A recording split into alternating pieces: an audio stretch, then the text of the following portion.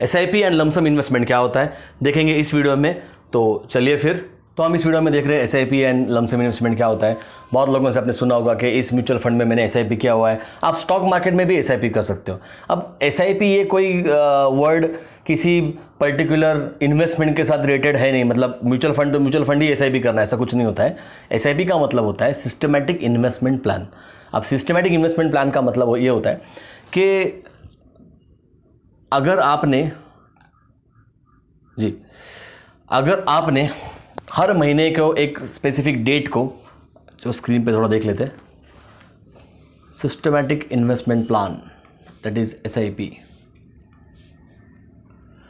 अगर आप mutual fund में या फिर स्टॉक मार्केट में कहीं भी आप क्या करोगे, एक एसआईपी करोगे, इसका मतलब आप क्या कर रहे हो एग्जैक्टली, सिस्टमैटिक इन्वेस्टमेंट प्लान आपने लगाया हुआ है।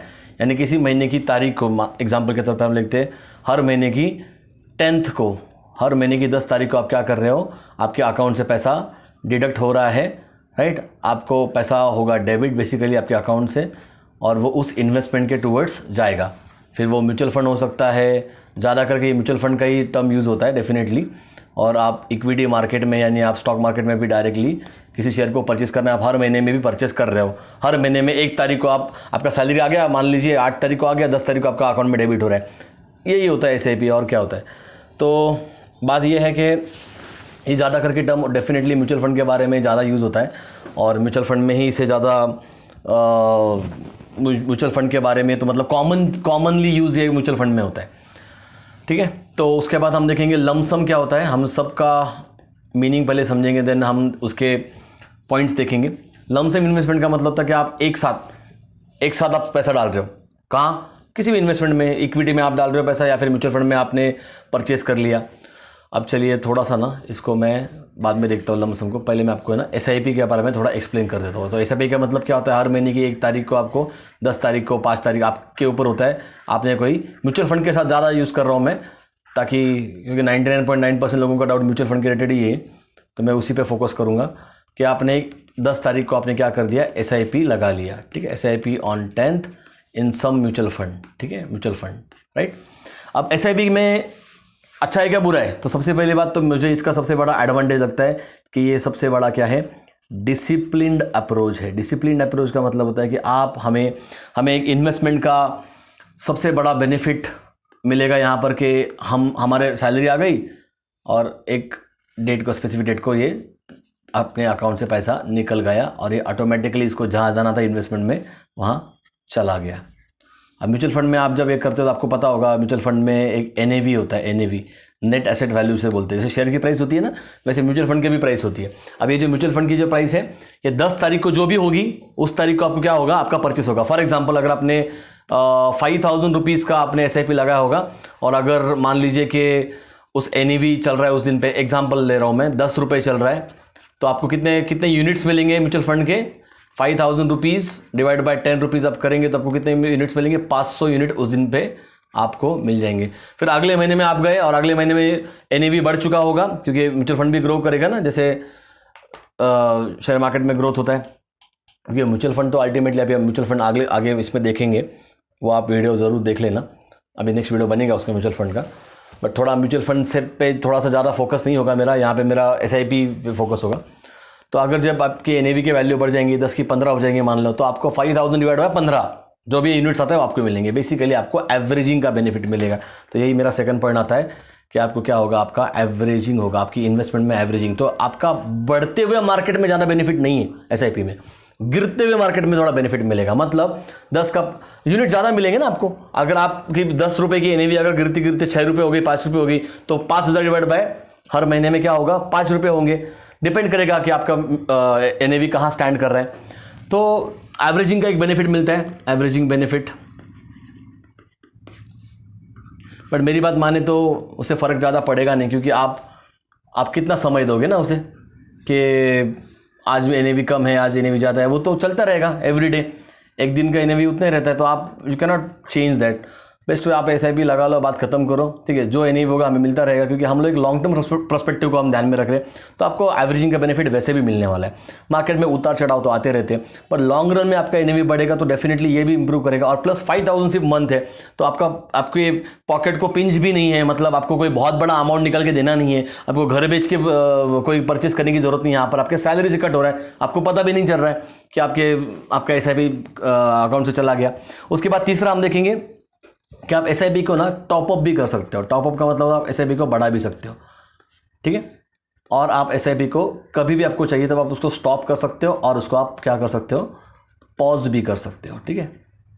अगर आपका फाइनेंशियल थोड़ा बिगड़ रहा है, कुछ मान लो सैलरी कट हो गया, कोविड जैसी सिचुएशन में कुछ हो गया, कहीं कुछ प्रॉब्लम है, ले ऑफ की सिचुएशन है, तो आप कुछ समय के लिए इसको स्टॉप भी कर सकते हो, कोई प्रॉब्लम नहीं होता है। और उसके बाद इसका एक एडवांटेज है कि सबसे इजी इन्वेस्टमेंट है, जैसे मैंने एक्सप्लेन किया था।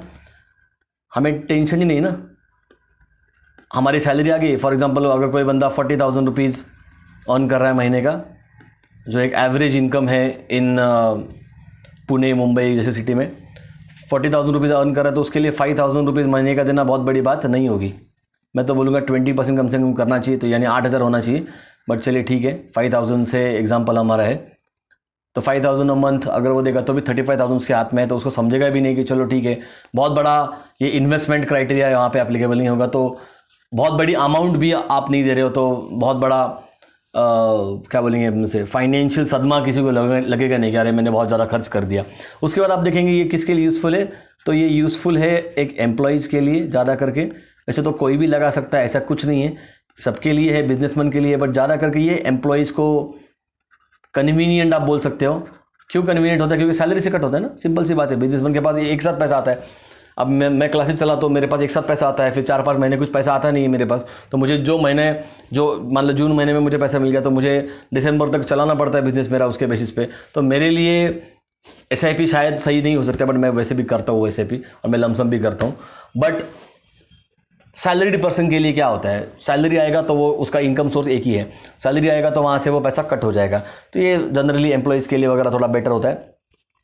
और कैलकुलेशन जो है SIPN इसका हम लोग बाद में देखेंगे। पहले अभी मैं इसको एक्सप्लेन कर देता हूँ, हमारे लमसम इन्वेस्टमेंट को एक्सप्लेन कर देता हूँ। लमसम इन्वेस्टमेंट होता क्या है, राइट। तो लमसम इन्वेस्टमेंट जो है उसके क्या बेनिफिट्स है, उसके लमसम का मतलब मैंने आपको बोल दिया था। लमसम का मतलब होता है एक साथ आपने पैसा डाल दिया, ठीक है। तो लमसम का सबसे बड़ा बेनिफिट मैंने लिख के रखा है, बिजनेसमैन के लिए है ये। जैसे मैंने अभी बोला था, पहला बेनिफिट ये किसके लिए होता है, फॉर बिजनेसमैन। कोई भी कर सकता है, अगेन कोई भी कर सकता है, एम्प्लॉय भी कर सकता है। ये तो बस आपको बोलना था कि कोई भी कर सकता है, इसलिए ये पॉइंट डाला हुआ है। बिजनेसमैन, एम्प्लॉयज़, अगर एम्प्लॉय को मान लो आपको बोनस मिल गया है, कोई दिवाली बोनस, कोई लीव एनकैशमेंट मिल गया, तो आप वो लमसम इन्वेस्टमेंट कर सकते हैं। फिर वो क्या होगा, अगर आपने मान लीजिए 15 जनवरी को डाल दिया ये पैसा, कोई भी ईयर है 15 जनवरी को डाल दिया, तो 15 जनवरी में जो NAV होगा उस दिन का NAV के आपको उतने मिलेंगे। फॉर एग्जांपल 1 लाख रुपए का अगर आपने डाला होगा और मान लो NAV है उस दिन पे 50 रुपये चल रहा है, NAV उस दिन पे 50 रुपये चल रहा है, तो आपको उस दिन के यूनिट कितने मिलेंगे, ये आप आंसर निकाल सकते हैं इसका। ये आ गया 2, ये आ गया 2000 यूनिट हो गए, राइट। 2000 यूनिट्स आपको क्या हो जाएंगे, मिल जाएंगे। 2000 यूनिट्स आपको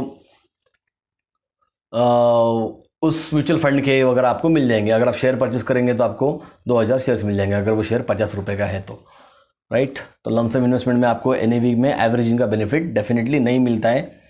आपको थोड़ा एनालिसिस करना पड़ेगा कि मार्केट ऊपर है या नीचे है, उसके बेसिस पे। बट अगेन ये सब बातें 2 या 3% मैटर करती है कि मार्केट कहाँ स्टैंड कर रहा है। You can not time market, सबसे बड़ा इंपॉर्टेंट चीज़ ये है।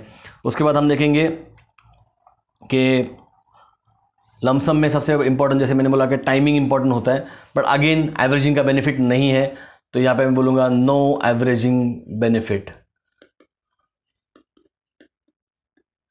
बट सबसे इंपॉर्टेंट जो शायद SIP में मैंने नहीं बोला था, ये इसके लिए रखा था मैंने, कंपाउंडिंग का बेनिफिट। जो अपना पैसा बढ़ेगा ना वो लमसम में सबसे ज़्यादा बढ़ेगा कंपेयर टू SIP। क्योंकि SIP अभी मैं कैलकुलेशन में वैसे भी बताने वाला हूँ। ये अगर आप देखेंगे इसका क्योंकि आपने क्या किया, स्टार्टिंग से आपके ज़्यादा पैसे इन्वॉल्व थे ना, तो उसको कंपाउंडिंग को ज़्यादा बेनिफिट मिलेगा। एसआईपी में आपने पहले महीने में कितना पैसा डाला, सिर्फ 5,000, दूसरे महीने में कितना डाला 5, तो कितना हो गया टोटल इन्वेस्टमेंट 10 हो गया। पहले साल में कितना हो गया, 5 करते करते हर साल में एक साल में कितना हो गया 60,000 हो गया। यहाँ पे कितना इन्वेस्टमेंट है, पहले साल में ज़्यादा इन्वेस्टमेंट है। इसका मतलब ये होता है कि कंपाउंडिंग थोड़ा ज़्यादा बेनिफिट मिलेगा लमसम में। एसआईपी तो अपना कन्वीनियंस है ना, हमें देने को प्रॉब्लम नहीं हो रहा है, हर महीने को पैसा अकाउंट से कट रहा है, तो वहाँ पे कोई ज़्यादा टेंशन नहीं है, इसलिए वो एसआईपी कंसेप्ट है, राइट। उसके बाद हम देखेंगे फास्ट कंपाउंडिंग, मैंने बोल दिया। चलिए ठीक है, इतने ही पॉइंट्स हैं हमारे लमसम के। तो आई होप आपको एसआईपी एंड लमसम के बारे में क्लियर हुआ होगा। एसआईपी क्या होता है, एक डिसिप्लिन अप्रोच है, हर महीने को आप इन्वेस्टमेंट करेंगे, आपको एवरेजिंग का बेनिफिट मिलेगा, फिर आपको उसको कभी भी टॉपअप कर सकते हो। टॉपअप तो यहाँ पे भी हो सकता है, मतलब आप उसको बढ़ा भी सकते हो, कभी भी आप ले सकते हो।